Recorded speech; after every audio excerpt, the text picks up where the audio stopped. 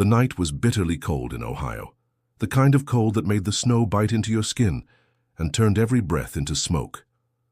Michael Carter tightened his grip on the steering wheel of his old Ford pickup as the wind howled across the highway.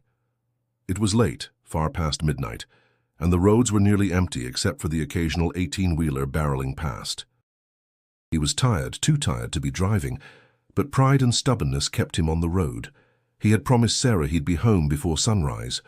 Promises, though, had never been his strength.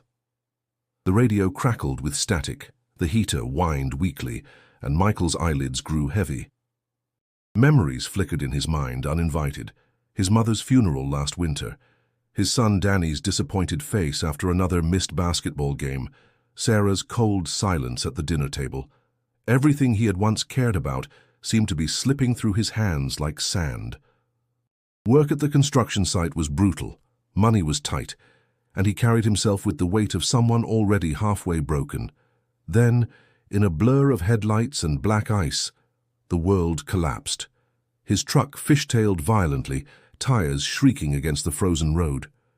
Michael's heart slammed in his chest as he fought for control, but the truck flipped, metal crunching, glass exploding. Pain shot through his body as he was thrown against the seatbelt, the roof collapsing inward. The sound was deafening, a storm of steel and fire and helplessness. The silence afterward was worse. Snowflakes drifted through the shattered windshield, landing on his face, melting into cold rivulets.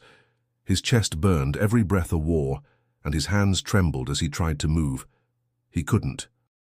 He was pinned. And then the fear hit him.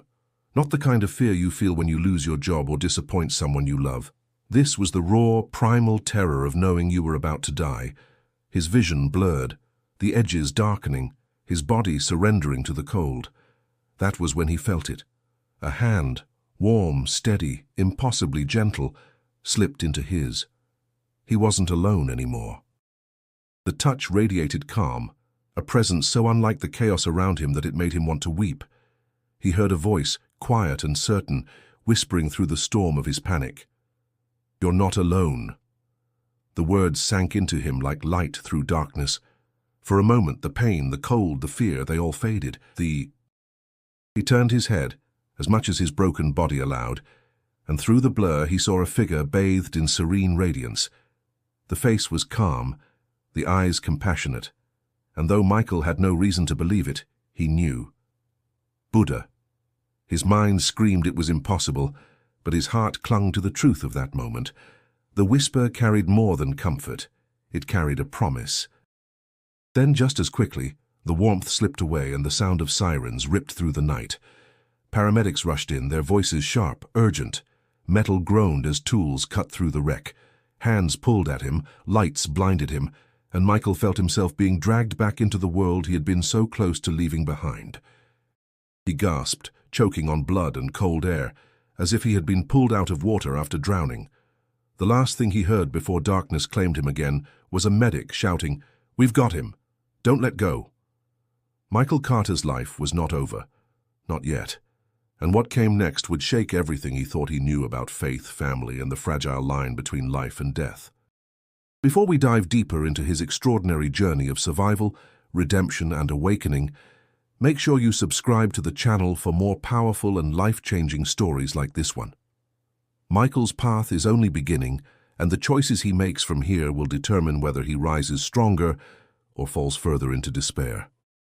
Because sometimes the most important battles are not fought on highways or hospital beds, but inside the human heart. And Michael's heart was just beginning to stir. The sirens wailed, muffled and distant, like echoes from another world. Michael drifted in and out of consciousness, his body caught between pain and numbness, his mind slipping further into a place beyond the reach of flashing lights and urgent voices. He tried to hold on, but the weight of exhaustion dragged him down deeper and deeper, until the noise of the highway vanished completely. He found himself standing, or floating, he couldn't tell, in a vast, grey expanse. It was neither sky nor ground, just endless space. The cold of the Ohio winter was gone, replaced by a strange stillness.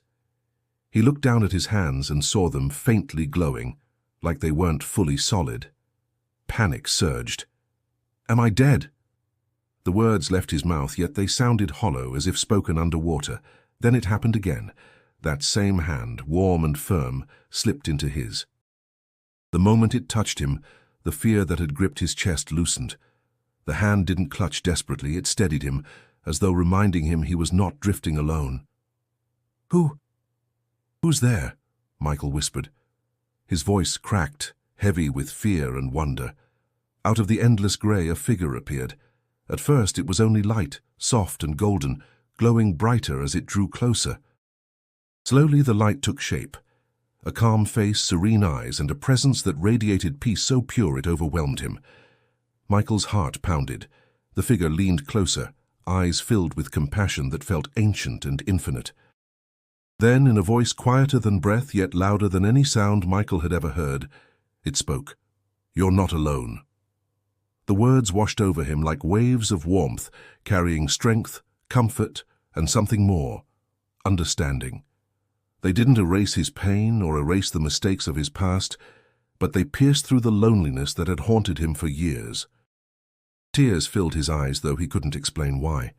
He had mocked religion, dismissed his mother's quiet rituals, pushed away anything that spoke of faith. Yet here he was, face to face with the embodiment of peace. He could feel it in his bones. This was Buddha. Michael's lips trembled. "Why me?" No answer came, only silence, and yet the silence itself felt full, like it held truths too vast for words. The figure didn't let go of his hand. Instead, it gave a gentle squeeze, reassuring, as though urging him to hold on, not to give in to the pull of darkness. Far away he began to hear voices again, human voices. They were shouting, urgent and desperate. "Stay with us. We've almost got him." The light around the figure flickered as though receding. Panic shot through Michael. "Don't leave me. Please, don't leave me." For the briefest instant, the figure leaned close again, eyes unwavering, and the whisper returned, firm this time, echoing with finality. "You are not alone." And then everything shattered.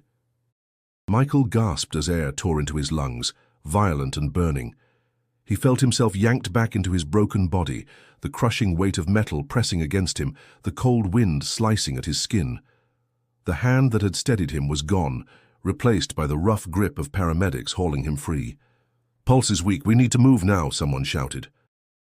The night roared back with flashing red and blue lights, the shriek of tools cutting metal, the pounding boots of rescuers. But Michael barely saw any of it. His eyes fluttered shut, clinging to the memory of that touch, that whisper, that impossible moment.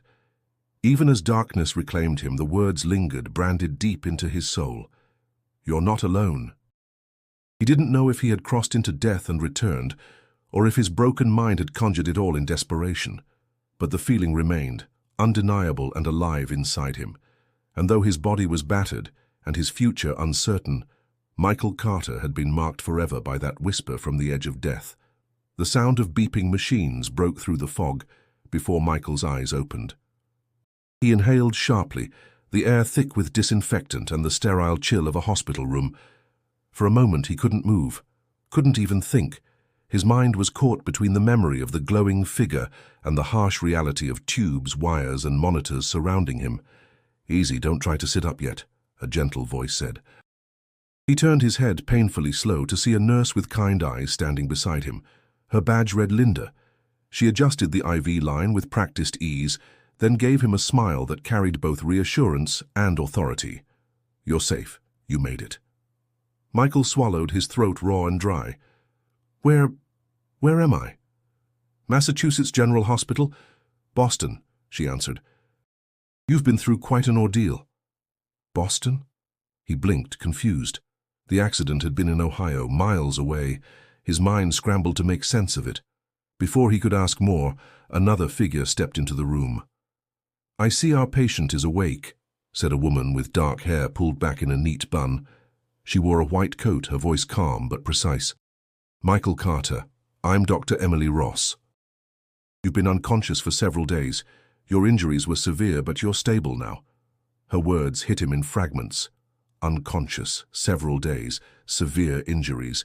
He tried to shift, wincing as pain lanced through his ribs and leg. Emily raised a hand gently. Don't push yourself. You survived something most people wouldn't have. You should be grateful you're here. Grateful. The word echoed in his mind, colliding with the memory of the whisper. His heart raced. I saw something, he muttered. Linda glanced at Emily, then back at him with curiosity. What do you mean? Michael hesitated. His instincts told him to stay silent, but the weight of the experience pressed against his chest until he couldn't hold it in. There was a hand. Someone held my hand. And a voice. It said I wasn't alone. His voice trembled. I saw... He stopped, the word Buddha stuck in his throat. Emily's expression softened, though her eyes carried the measured skepticism of a doctor. It's not uncommon for patients who've gone through trauma to experience vivid hallucinations or dreams, she explained gently. The brain can create powerful images when it's deprived of oxygen. But it wasn't a dream, Michael insisted, his voice rough, almost pleading. I know what I saw. I felt it. Linda placed a reassuring hand on his arm. Sometimes what you feel matters more than what anyone else can explain, she said quietly, as if she knew the fight inside him. Michael's eyes burned, though he couldn't tell if it was from pain, exhaustion, or the flood of emotions. He lay back against the pillows, chest rising and falling unevenly. He wanted to dismiss it, chalk it up to delirium, but the warmth of that hand still lingered in his memory, more real than the cold steel of the wreck. Emily checked his chart, her tone steady but not unkind. What matters now is your recovery. Your ribs are fractured, your leg is broken, and you'll need time to heal. We'll start physical therapy once you're stronger. She paused, meeting his gaze. You've been given a second chance, Michael. Use it. Her words struck deeper than she intended. A second chance. He thought of Sarah, of Danny, of the life unraveling back home. A second chance didn't erase the wreckage of his relationships. Could it rebuild what he had already destroyed? As the machines beeped steadily and the quiet hum of the hospital filled the room, Michael closed his eyes, gripping the memory of the whisper like a lifeline. He wasn't sure what awaited him, but one truth anchored him. Something had reached for him in the dark, something beyond explanation. And though he was alive, he knew this was only the beginning of a struggle far greater than broken bones. The days that followed blurred into a rhythm of medication, tests, and the low hum of machines. Michael hated the weakness in his own body, the way simple movements sent pain shooting through his ribs and leg. But worse than the physical wounds were the quiet moments when he was left alone with his thoughts. The memory of the whisper returned again and again, like an echo carved into him. It gave him comfort, yet it also unsettled him. One grey morning, the door to his hospital room opened, and Sarah walked in. Her coat was still dusted with snow, her shoulders stiff as if bracing for impact. Michael's chest tightened at the sight of her. He hadn't seen her in weeks, maybe months if he was honest, though they lived under the same roof. Sarah, he rasped, voice weak but desperate. She looked at him, her eyes red-rimmed from lack of sleep, but her expression was guarded. You look terrible, she said, not cruelly, but with the bluntness of someone too tired to pretend. Michael tried to smile, though it faltered. Guess I didn't make the best entrance. Her arms crossed. Do you have any idea what this did to Danny? He didn't want to come. Said he couldn't handle seeing you like this. Said he's tired of being disappointed. The words pierced deeper than any broken bone. Michael turned his face toward the window, unable to meet her gaze. I never meant to... But you did, she cut in, her voice low but sharp. You missed his games, you shut him out. And now this? You almost left us for good, Michael. The silence that followed was unbearable. He wanted to reach for her, to beg her to stay, but shame rooted him to the bed. I saw something, he whispered finally, more to himself than to her. Sarah frowned. What do you mean? His throat tightened. How could he explain? When I was out, I wasn't alone. Someone held my hand, told me I wasn't alone. He hesitated, the image of Buddha vivid in his mind. It felt real, Sarah, more real than anything I've ever known. She shook her head, disbelief flickering across her face. You almost died. Of course your brain played tricks on you. Don't start with visions. We need you here in the real world. Her words stung, but deep down he understood her frustration. She had carried the weight of their family alone for years, while he drowned in work, pride, and silence. Later that night, when the room was dim and quiet, Michael closed his eyes and drifted back to memories of his mother. She had been gentle, soft-spoken, with a faith that never wavered. He remembered the smell of incense in their living room, the little statue she kept near the window, and her voice when she told him, "Peace comes when you stop running from yourself." He had mocked her then, a teenager too eager to dismiss what he didn't understand. Now lying broken in a hospital bed, her words returned with painful clarity. The next morning, Nurse Linda came in to check his vitals. She noticed the distant look in his eyes. "Rough night?" she asked. "Just thinking," Michael muttered. "About what?" He hesitated. "About whether I've wasted everything that mattered. My wife, my son. I don't know if there's anything left to fix." Linda gave him a steady look, her voice firm but kind. "You survived for a reason. Don't throw that away by deciding it's already too late." Her words lingered long after she left.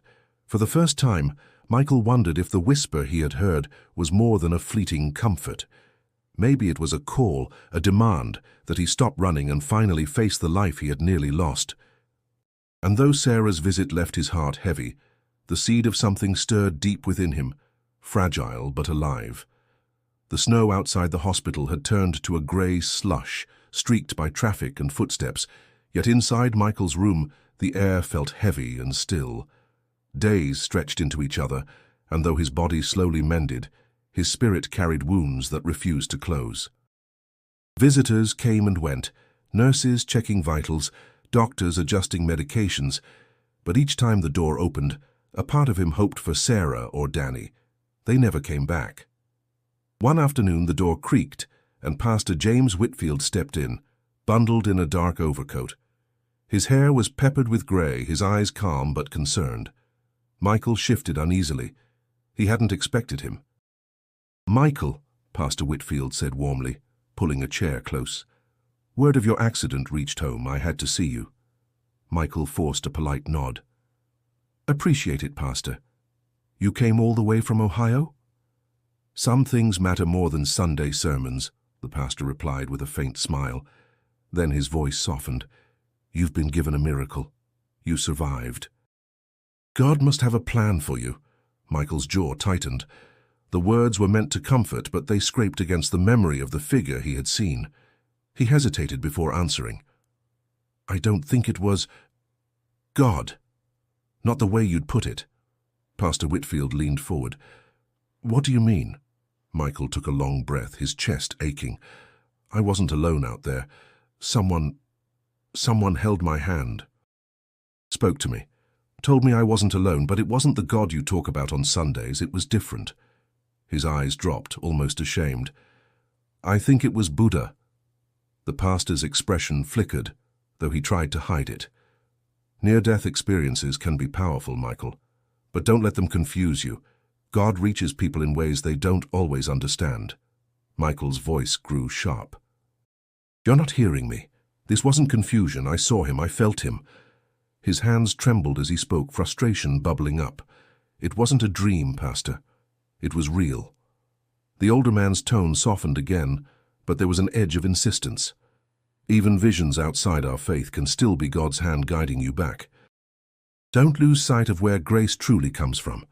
Michael turned away, staring at the dull light filtering through the window. "Or maybe you don't want to admit that the world's bigger than what you've preached." The silence that followed was thick. Finally, Pastor Whitfield stood, his face solemn. "I'll pray for you, Michael.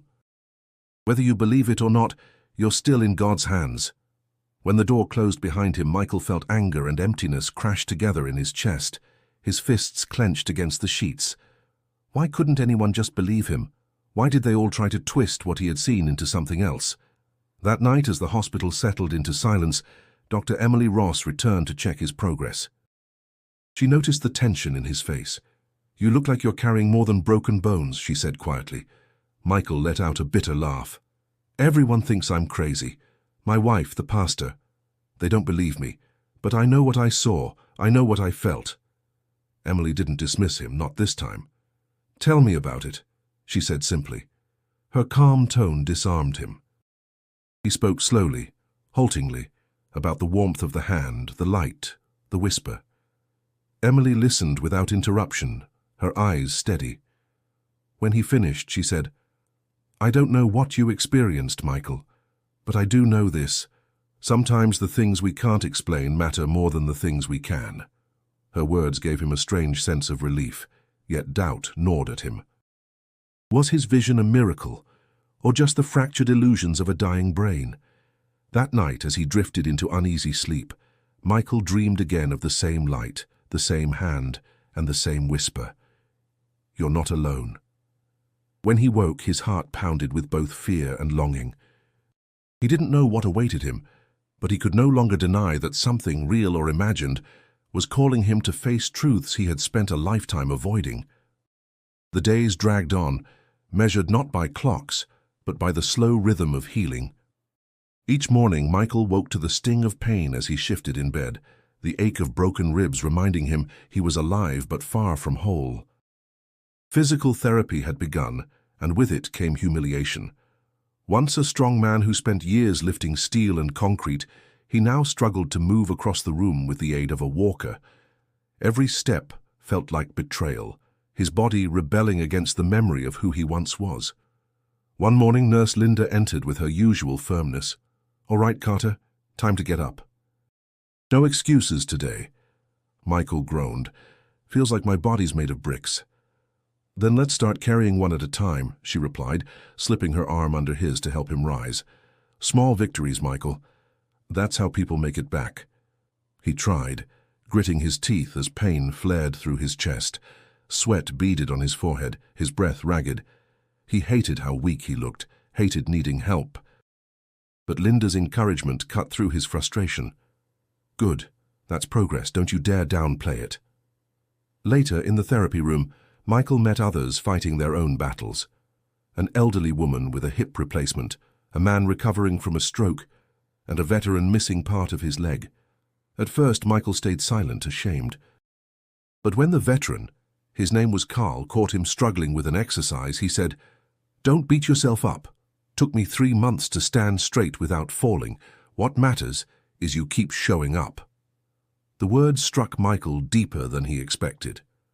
Someone else understood the weight of weakness, and yet there was no pity in Carl's tone, only solidarity. That evening, alone in his room, Michael thought about the whisper he'd heard in the wreck. The memory stirred something in him, a question he couldn't silence. What if the only way to honor that moment is to change? But change felt impossible. His marriage was fractured, his son distant, his own heart filled with guilt. He closed his eyes, trying to push the thoughts away, but instead his mother's face appeared in memory. Her calm eyes, the soft smoke of incense curling in the air. She used to sit cross-legged on the floor, breathing slow and steady, calling it meditation. He had laughed at her then, dismissing it as nonsense. Now he wished he had listened. The next morning, when the therapist left him alone for a short break, Michael sat quietly, hands resting on his knees. He closed his eyes and drew in a slow breath, then another, trying to silence the noise in his mind. At first, nothing happened but the rush of pain and frustration. But then, just for a fleeting second, he felt the faint echo of warmth, like the hand that had once held his on the edge of death. He gasped, his eyes snapping open.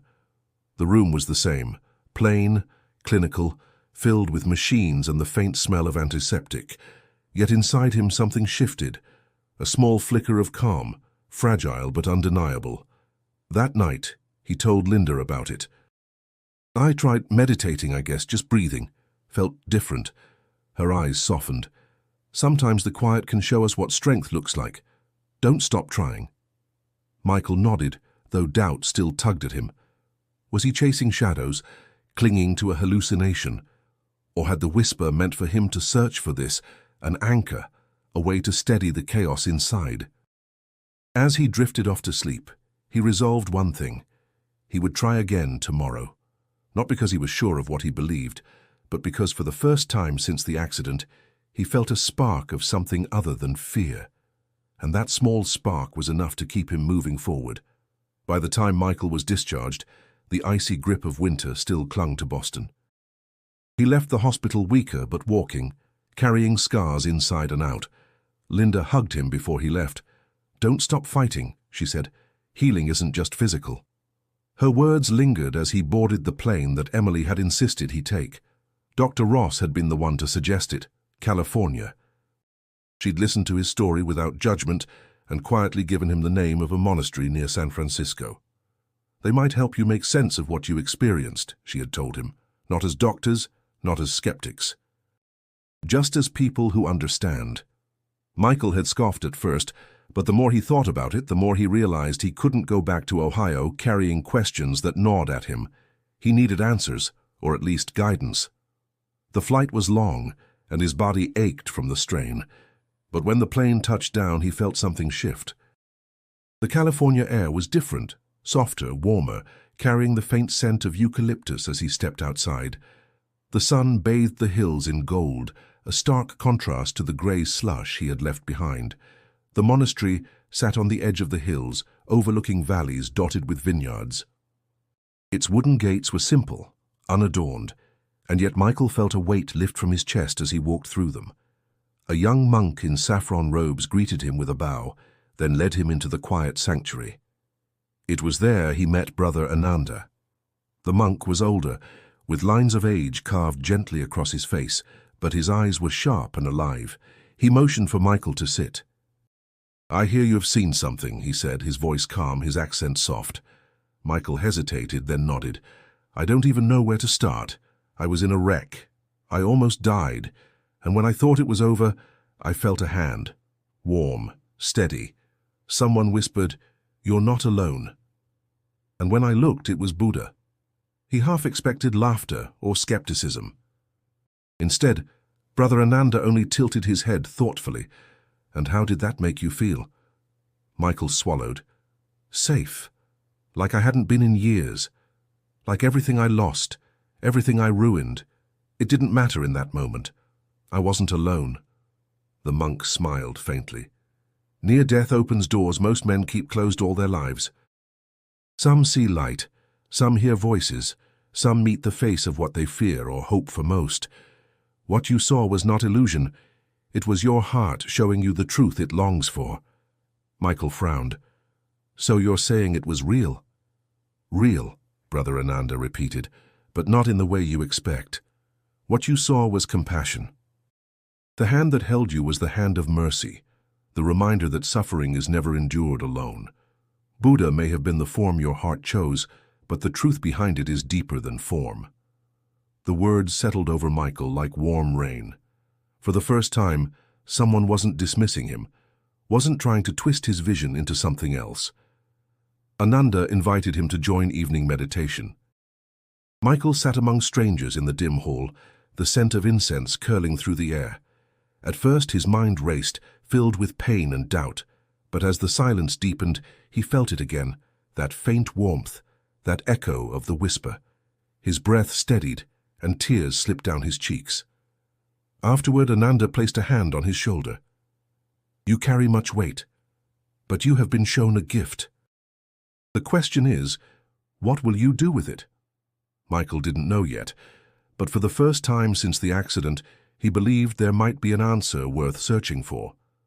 The warmth of California stayed with Michael long after he left the monastery, but as the plane touched down in Ohio, the sky was gray and heavy, the air damp with the bite of late winter. Home didn't feel welcoming. The roads he knew by heart, the neighborhoods he had driven through 1,000 times, all seemed colder, harder. He carried a journal Brother Ananda had given him, filled with blank pages waiting for his reflections. But even that small comfort felt fragile against the storm waiting at home. When Michael stepped through the door of his house, Sarah stood in the hallway, arms crossed. The walls seemed closer than he remembered, the silence sharper. She studied him for a long moment before speaking. "You're thinner," she said, her voice clipped. "Older, too." He set down his bag, searching her face for a sign of softness. "I went to California," he began cautiously. "A monastery. I needed answers." Her eyes narrowed. "A monastery? That's your big revelation. You almost died, and instead of focusing on your family, you go running off chasing visions?" Michael felt the sting of her words, but forced himself to stay calm. "I wasn't running. I'm trying to understand what happened to me. I'm trying to change." Sarah shook her head. "Change doesn't come from sitting in some temple halfway across the country. It comes from showing up, for me, for Danny." "But you've never done that, Michael." Danny's footsteps echoed from the stairs. He stopped halfway down, his expression cold, guarded. "Mom said you were back." Michael's chest tightened. "Yeah, Danny, I'm back." His son's eyes hardened. "For how long this time? Until it gets hard again?" The words cut deep. Michael wanted to answer, to promise he wouldn't leave again, but doubt clamped down on his throat. All he managed was, "I'm trying."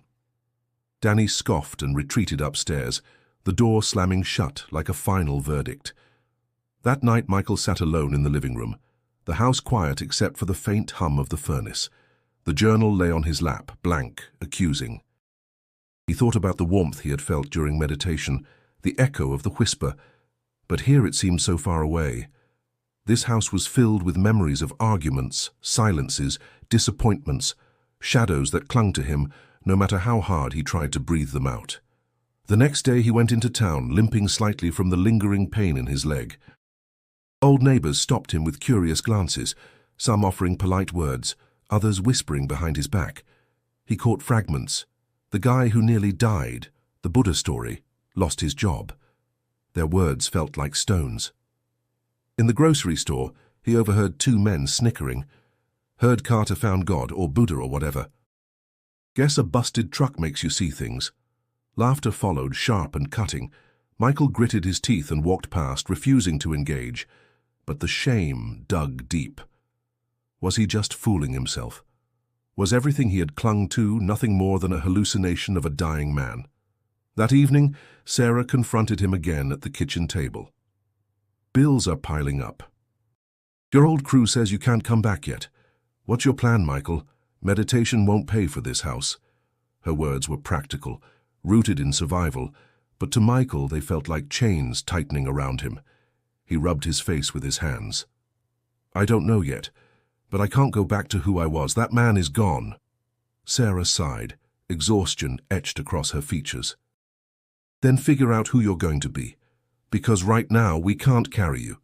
As the house grew quiet, Michael sat in the dark, the journal open before him.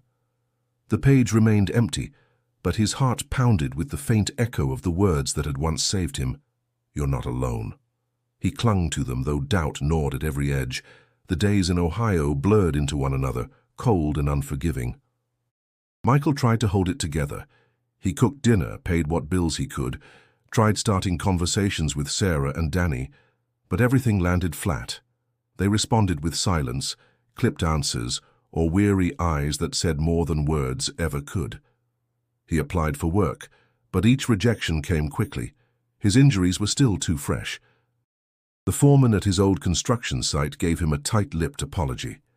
"You're not cleared to lift, and to be honest, Mike, we need people who can carry their weight." Michael stood in the gravel lot long after the conversation ended, staring at the steel beams in the distance. Once this place had made him feel strong. Now it only reminded him of what he had lost. At home, the tension boiled over. It was a Friday evening. Sarah stood in the kitchen, sorting through unopened mail, her jaw tight. Michael leaned against the doorframe, watching her, his own nerves frayed. "We're behind on the mortgage again," she said flatly. "And the credit card bill, do you even look at this stuff?" "I've been trying to get work," Michael said, his voice low. "I'm doing everything I can." Sarah slammed the envelope on the counter. "You were gone for weeks, meditating while I kept everything afloat. Now you're here, and it's like you expect us to fall in line with your enlightenment." He stepped forward, frustration rising. "I didn't go to escape. I went because I needed to understand what happened to me. I almost died, Sarah. Doesn't that mean anything to you? You almost died, she shot back. But the rest of us kept living. Danny barely speaks. He's angry, and I can't fix it alone anymore. Footsteps came from behind. Danny stood in the hallway, arms crossed, face like stone. You want to talk about me now? He said coldly. All you ever do is leave, then come back like nothing happened. Michael turned, heart pounding. Danny, I'm here now. I know I've failed you, but I'm trying to make it right. Danny shook his head. You only care when it's convenient. You're a ghost, Dad. You disappear when we need you and show up when you need something. The words hit like a punch. Michael felt the heat rush to his face. You think I wanted any of this? You think I wanted to be broken? Danny's voice rose. No, but you never fight. You just give up, and now you want us to be impressed because you lit incense in California? Danny, Sarah warned, but he kept going. I don't care what vision you had. You left us way before that accident. So don't act like a hero now. Michael stood frozen as Danny stormed out, the door rattling behind him. That night, Michael couldn't sleep. He sat in his truck, engine off, staring at the endless stretch of empty road. His hands gripped the steering wheel as the cold seeped in. For a moment, the thought whispered at him like a dark wind. Wouldn't it be easier to just keep driving? He closed his eyes, chest tightening. The pain wasn't just physical. It lived deep in his gut, in his bones. Everything he tried to fix seemed to fall apart in his hands. Maybe he didn't deserve forgiveness. Maybe they were better off without him. But then, the memory, the hand, the whisper, the warmth that had reached him in the wreckage. You're not alone. The words struck through the noise in his mind, clear and steady. Michael's breath hitched. He gripped the wheel tighter, not to drive away, but to hold on. To something, anything. He stayed in that truck until dawn, eyes burning, heart aching. He didn't know how to make things right, but he knew one thing: he couldn't disappear again, not this time. The morning light spilled over the quiet Ohio streets as Michael drove back from the edge, exhaustion settling in his bones. He hadn't slept. His thoughts still echoed with Danny's words, sharp and unforgiving. But in the silence that followed the storm, something fragile remained: resolve. He didn't go home. Instead, he turned into the small parking lot behind the First Baptist Church. The familiar steeple cast a long shadow over the frozen lawn. Michael hadn't been here in years, not since his mother's funeral. Inside, the sanctuary was empty except for Pastor Whitfield, placing hymnals in neat stacks. He looked up in surprise. Michael nodded slowly. I didn't come to argue. The pastor gave a small smile. Then come in. No pulpit today. Just two men talking. They sat in the back pew. Michael rubbed his palms, avoiding eye contact. I almost drove away last night. Just kept going. Whitfield said nothing, only waited. I keep trying, Michael continued, but every time I reach out, it's like they're already gone. Sarah, Danny, I don't even know how to look them in the eye anymore. Because you're still carrying the man who hurt them, the pastor said softly. Michael's throat tightened. I saw something out there, in the wreck. It changed me. But coming back here, it's like no one believes I can be different. Whitfield nodded slowly. You don't need their belief to begin. You need your own. But know this, redemption doesn't come with visions. It comes when you show up, even when you're afraid, especially then. Michael looked at him. Even if I keep failing? Especially if you keep failing, Whitfield said. Keep showing up. That night, Michael sat in the bleachers of the local high school gym. The smell of popcorn and sweat filled the air. Kids dribbled basketballs, sneakers squeaking against the polished floor. Danny was on the court, taller than Michael remembered, quick on his feet, sharp with his passes. He hadn't noticed his father yet. Michael sat low in the bleachers, unsure if he'd be thrown out. When Danny glanced toward the crowd during a timeout, their eyes met. He froze, lips parting in shock. Michael gave a small wave. No grand gesture, just presence. After the game, Danny didn't come straight to him. He laughed with teammates, high-fived friends, but before leaving he walked over, still sweaty and flushed. You came, he said, voice flat. Michael stood slowly, Yeah, I didn't want to miss another one. Danny shrugged, looking away. We lost. You played hard. I saw it. Danny didn't answer, just kicked at the floor with his shoe, then quietly, Don't show up just once and think everything's fixed. I won't, Michael said, but I'll keep showing up, whether you believe in me or not. Danny gave him a look, measured, still guarded, but he didn't walk away. When Michael got home, Sarah was folding laundry in the living room. She looked up, surprised. You went to the game? Yeah, he said, sat in the back. She nodded, returning to the clothes. He didn't slam the door tonight. Michael allowed himself a small, weary smile. I'll take that as progress. Sarah paused. He wants to believe you, but he's scared. So am I. I know, Michael said. Michael, but I'm not going anywhere. The room settled into silence, the kind that felt less like distance and more like a truce. Upstairs, Danny's door creaked open. The house didn't feel whole again, but for the first time in a long while, it didn't feel broken beyond repair. Michael sat at the kitchen table later, opened his journal, and wrote a single line. Show up. It wasn't a miracle. It wasn't enlightenment, but it was a beginning. It was Sarah who handed Michael the flyer. She left it on the kitchen counter without a word, just a sideways glance before walking out. It was folded neatly with a simple heading. Tuesday evenings, Recovery and Reflection Group, Community Center, Room 4. Michael stared at it for hours before deciding. He didn't expect much, but he went anyway. The community center smelled like old books and floor polish.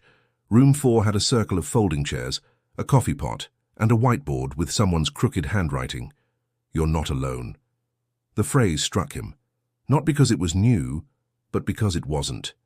He sat quietly at first. People introduced themselves. A single mother battling addiction, a widower dealing with grief, a high school teacher burned out from trying to save every kid. Michael listened. Every voice cracked at some point. Every story carried weight.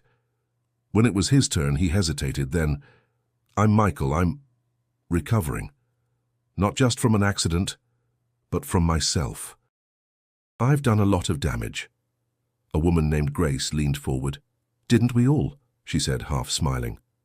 Michael nodded slowly. I saw something when I almost died, something that's hard to explain. But ever since then, I've been trying to figure out how to live differently. No one laughed, no one rolled their eyes, they just listened. After the meeting, a few people lingered. A man named Jerome clapped him on the back. Keep coming. It doesn't get easier, but you stop carrying it alone. Later that week, he went to a meditation group at the library. It was quiet, with mats on the floor and soft lighting. The facilitator, a woman named Rosa, greeted him with no questions, just kindness. Michael sat cross-legged, eyes closed, and breathed. The first few minutes were filled with static, racing thoughts, noise, regret. But slowly the hum inside him softened. He remembered the warmth, the whisper, the stillness. After the session, Rosa approached him. You're new to this, she said gently. He nodded, trying not to drown. She smiled. We all are. Meditation isn't an escape. It's a mirror. He went back the next week, and the next. He didn't talk much, but he listened, and something began to settle inside him, a rhythm, a quiet strength that hadn't been there before. At home, things shifted subtly. Sarah didn't argue when he stayed late at the center. Danny started leaving his bedroom door open. One night, Michael found a basketball schedule taped to the fridge, a silent invitation. One evening, Linda called from Boston. Her voice brought warmth like sunlight breaking through clouds. I heard you're back on your feet, she said. Mostly, Michael chuckled, still figuring it out. You always were stubborn, she teased. Then, softer. I'm proud of you. Keep going. Michael stared out the window after the call, watching as the wind stirred the bare branches. He thought of the man he used to be, the silence he used to carry. Now there were words, simple, small, honest, that replaced it. At the next group meeting, he shared again, this time with steadier hands. I thought I had to fix everything all at once, but now I'm learning to just be present, to sit with my guilt, my pain, to breathe through it. Grace nodded. That's healing. It's not about forgetting. It's about not letting it define you anymore. Michael left that night with a full heart. For the first time in years, he didn't feel like a ghost moving through the world. He felt seen. And though he didn't have all the answers, he had people. People who knew what it was to fall and what it meant to rise again. He still heard the whisper sometimes, soft like wind in leaves. Not a voice pulling him away, but one grounding him here, where he belonged, where healing had finally begun. The call came just after noon, while Michael was helping stack chairs after the group session at the community center. His phone buzzed in his pocket. The screen lit up with a name he hadn't seen in months, Ray, a buddy from the construction crew. "Hey," Michael said, a bit surprised. "Didn't expect to hear from you." Ray's voice was raw. "It's Jake. He's gone." Michael froze. "What?" "There was a fall. Scaffold gave out. He didn't make it." The chair slipped from Michael's hands. The world around him seemed to tilt. Jake had been his closest friend on the crew, the one who'd covered for him when he showed up late, the one who made terrible jokes on lunch breaks just to lighten the mood. "When?" Michael asked, barely above a whisper. "Yesterday. It was quick. His wife's wrecked. We're all heading to the service Friday." Michael didn't respond. He ended the call and just stood there, the weight of loss anchoring him to the floor. That night he sat at the kitchen table, silent. Sarah looked up from her book. "Something happened." "Jake's dead," he said. "Construction accident, fall." She blinked, stunned. "Oh God, I'm sorry, Michael." He shook his head slowly. "He was a good man, better than me. He worked just as hard, showed up every day, loved his family. And I'm still here." Sarah reached for his hand, but he pulled away gently. "Why did I get the second chance?" She didn't answer. And maybe there wasn't one. Friday came fast. The church was packed, faces weathered by grief and disbelief. Michael sat in the back, shoulders tense. Ray gave a short eulogy. Jake's brother spoke about childhood memories. Then Jake's wife stood, voice trembling, holding their daughter's hand. "He was the strongest man I knew," she said. "But what made him truly strong wasn't his job. It was how he loved, how he showed up for us, every day." Michael's chest ached. The words sank deep. He remembered all the days he hadn't shown up, all the birthdays missed. The mornings he left without a word. After the service, he stood outside, jacket pulled tight against the wind. The sky was overcast, as if the world itself grieved. Ray came up beside him. "Rough day," he muttered. Michael nodded. "Feels wrong being here. Like it should have been me." Ray looked at him. "Don't do that. Don't cheapen Jake's life by turning it into your guilt." Michael stared at the parking lot, the swirl of grey clouds overhead. "I've been trying to be better, but sometimes I wonder if I'm just pretending." "You're not," Ray said. "Look, you've always carried your own demons, but the way you've changed, people see it. Doesn't mean it's easy. It just means it matters." Michael said nothing, but the words clung to him, like a lifeline in a storm. Later that evening, back home, Danny came downstairs. "Mom told me about Jake," he said. Michael sat at the table, weary. "He was a friend, a good one." Danny sat across from him. "Did you cry?" Michael blinked. "What?" Danny shrugged. "When Grandpa died, I didn't see you cry. Not once." "I thought maybe you didn't care." Michael's throat tightened. "I did care, I just didn't know how to show it." Danny looked down. "It's okay if you cry now." Michael leaned back, eyes stinging. "I cried in the truck, on the way back from the church." Danny nodded slowly. "I'm glad you did." The quiet between them wasn't empty this time. It was full. Of pain, yes, but also presence.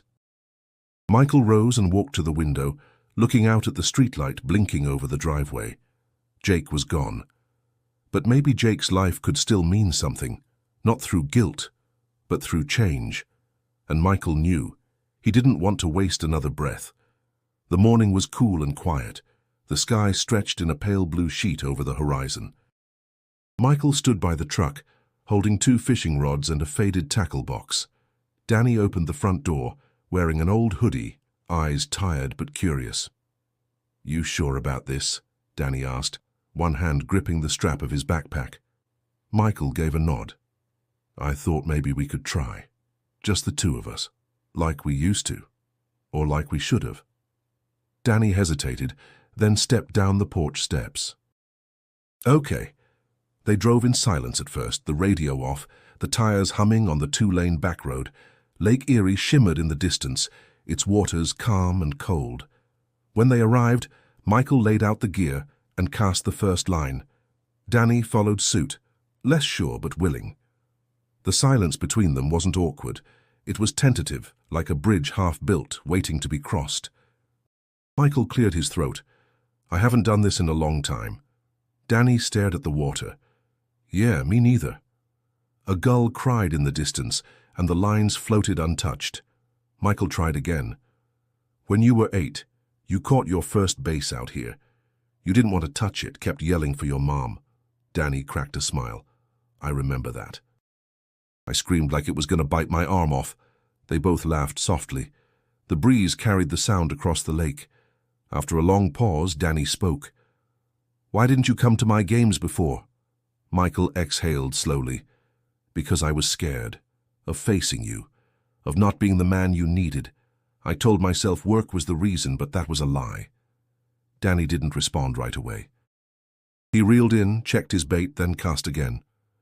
"I used to think you didn't care," he said quietly, "like I wasn't worth your time." Michael's chest ached. "I did care, but I didn't know how to show it. I let guilt turn into silence. I let work become an excuse." Danny's voice cracked. "When you crashed, I was mad, but I was also terrified. I thought that was it. That I'd never get to ask you why." Michael turned to him, eyes glassy. "I'm still here, Danny, and I want to be. For you. Not to fix the past, but to build something now, if you'll let me." Danny looked at him for a long time, then gave a small nod. "I'm not saying it's all okay, but I want to try." They fished until the sun dipped low, catching nothing, and yet neither seemed to mind. When they packed up, Michael glanced at his son. "Thanks for coming out here," he said. Danny shrugged, but his voice was soft. It was a good day. Back at home, Sarah stood in the kitchen, glancing up as they walked in. Danny smiled faintly, then went upstairs. "How was it?" she asked. Michael leaned on the counter. "Quiet. Real. We talked." Sarah folded a dish towel, eyes steady. "And? He's hurting, but he's trying. And so am I." She nodded, her shoulders easing. "That's all I've wanted. Not perfection, just effort." Michael reached for her hand. "I know I've asked for more chances than I deserve, but today felt like the start of something different." Sarah looked at his hand, then placed hers in it. "Then keep building." Later that night, Michael sat at the kitchen table with his journal open. He wrote, "He didn't smile much, but he didn't walk away either. That's enough for now." Upstairs, Danny's door was slightly ajar. The house was quiet, but not empty. And for the first time in years, Michael didn't feel like a stranger in his own home. He felt like a man who still had time. The plane ride back to Boston was quiet, the hum of the engine soothing as Michael stared out the window. He hadn't planned on returning, but something inside told him it was time to face the people who helped save him, to close a loop that had never really felt finished. Massachusetts General Hospital hadn't changed, the same halls, the same sterile scent, but Michael had. His gait was stronger, his eyes steadier. Linda was at the nurse's station when she saw him, her face lit up with surprise. "Michael Carter, in the flesh," he smiled. "I owed you a thank you, a real one." She stepped around the counter and hugged him without hesitation. "You look different, lighter." "I feel different," he said. But it took me a while to understand why. They sat in the cafeteria, sipping coffee. Linda listened as he talked about the group sessions, the fishing trip with Danny, the nights filled with journaling instead of silence. "I'm still learning," he said. "Still screwing things up sometimes, but I'm not hiding anymore." She nodded. "That's all anyone can ask." Before leaving, he stopped by Dr. Emily Ross's office. She looked up from her computer, stunned. "Michael?" He grinned. "I wanted you to know. You were right. About going west. About needing to explore what I saw." Emily stood and shook his hand, then hesitated. "Did you find what you were looking for?" "I found peace," he said simply, "not in answers, but in being okay with the questions." Afterward, he drove north to the monastery in California one last time. The hills welcomed him like old friends, and Brother Ananda met him with the same quiet gaze. Michael bowed deeply. "I needed to come back, to say thank you and to tell you, I understand now." The monk smiled. "What is it that you understand?" "That it wasn't about religion," Michael said. "Not about being Buddhist or Christian or anything else. It was about compassion, stillness, presence." Ananda placed a hand on his shoulder. "What you saw was a reflection of what lives within you. The hand you felt was the one you're learning to extend, to others and to yourself." They walked the garden path in silence, the wind rustling the trees. "I've spent my life afraid of not being enough," Michael admitted. "I let that fear make me small, distant. But that night on the edge, someone held my hand. And now I try to do the same for the people I love." Ananda stopped and looked at him. "Then you have already begun the path." Michael stayed at the monastery one night, meditating beneath the stars. The whisper didn't return, but he no longer needed it. The silence was enough. When he got home to Ohio, the sky was overcast. Danny was shooting hoops in the driveway, and Sarah was watering the plants by the porch. He parked, got out, and waved. "You were gone a while," Sarah said, wiping her hands on her jeans. "I had to finish something," he replied. "Close a circle." Danny tossed him the ball. "You want to play?" Michael caught it. "Thought you'd never ask." That evening he journaled again. Not every question has an answer, but maybe every answer begins with presence, and presence begins with love. The past was still there, etched into memory, but it didn't define him anymore. He had seen death. He had heard a whisper. And now he was learning how to whisper back, to those who felt alone, to the wounded parts of himself, and to the world that he was finally ready to meet with open eyes, not with certainty, but with peace. The small auditorium at the community center buzzed with quiet voices as chairs filled with familiar faces, people from the recovery group, neighbors, even a few old co-workers. Michael stood off to the side, nervously adjusting the collar of his shirt. A microphone sat on a simple wooden podium. Rosa from the meditation group gave him an encouraging nod. Sarah sat in the second row, her hands folded in her lap. Danny sat beside her, arms crossed, but his eyes locked on his father's every move. Michael stepped up slowly. He cleared his throat and leaned into the mic. "Most of you know me as the guy who nearly died last winter." A few chuckles broke the tension. "Some of you know me better, as a man who was always angry, always tired, always distant. That man was me, but he's not all of who I am anymore." He paused, looking around. "I want to tell you a story, not about an accident, but about what happened after. When the truck flipped and I was pinned, I felt something, someone take my hand. I heard a voice that said, 'You're not alone.' At the time, I didn't know what it meant. Maybe I still don't fully, but it stayed with me.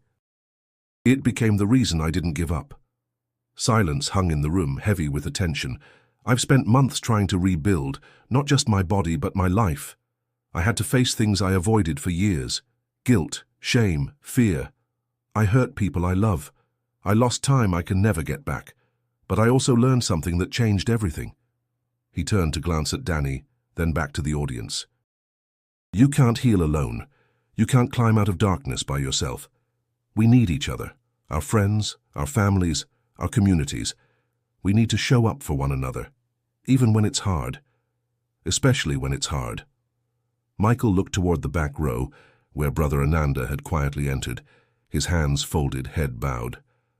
"I don't care if you call it God, or Buddha, or the universe, or just love.